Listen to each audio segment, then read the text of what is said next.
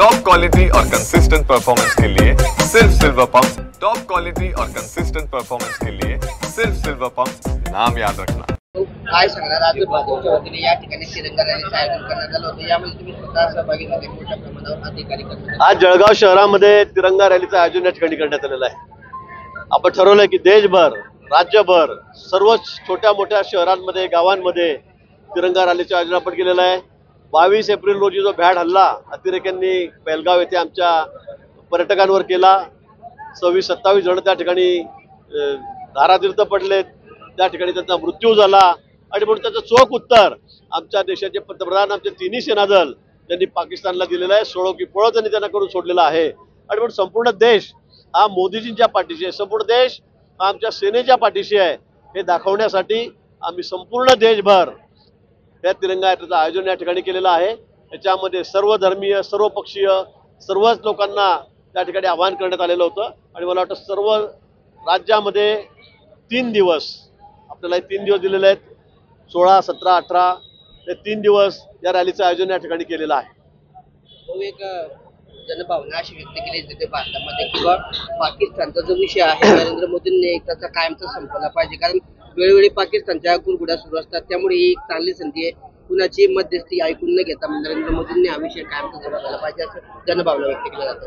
ज्यावेळेला आपल्या तिन्ही सेनादलांनी निर्णय घेतला, माननीय पंतप्रधानांनी निर्णय घेतला, हा योग्यच आहे। आज असंही करता येत नाही आपल्याला की युद्ध सुरूच ठेवायचं, त्याचे परिणाम आपल्याला पुढे काय होणार माहीत आहे।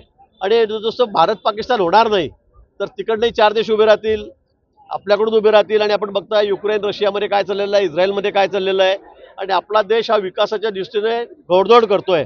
आज आपल्याला जगामध्ये नंबर 1 वर 2 वर त्या ठिकाणी यायचं आहे। पाकिस्तानकडे काय, त्यांच्याकडे काही नाही, खायला रोटी नाही आहे, त्यांच्या जवानांना खायला घालायला कपडे नाही, पायात बूट नाही आहेत, त्यांना त्यांची किंमत आता कळालेली आहे।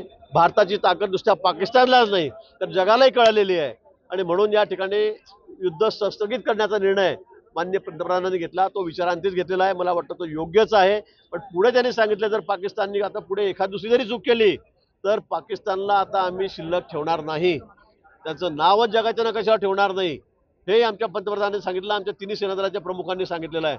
मला वाटतं हा योग्य निर्णय झालेला आहे। उनके पास में खाने को रोटी नहीं है, उनके जवानों को पहनने के लिए सीधे कपड़े नहीं है, पैर में जूते नहीं है। पाकिस्तान की हालत बहुत खस्ता है और इसलिए जैसे भारत ने अटैक किया उसके बाद में पाकिस्तान इतना मतलब उनकी हालत खराब हुई, उनके पास कुछ भी नहीं बचा है, हल्ला करने के लिए भी उनके पास कुछ नहीं था, जो भी उन्होंने थोड़ी बहुत कोशिश की वो हमने नाकाम कर दी है।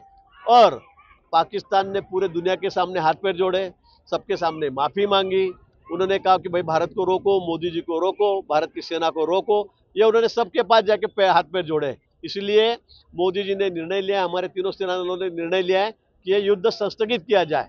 ये बंद नहीं किया है और लेकिन इसके बावजूद भी अगर पाकिस्तान या कोई टेररिस्ट हम पर हमला करेंगे या कोई गलती करेंगे तो हम इसके आगे पाकिस्तान का नाम दुनिया के नक्शा से ही मिटा देंगे, ये भी मोदी जी ने कहा है। मुझे लगता है ये निर्णय जो लिया गया है वो बहुत सही है।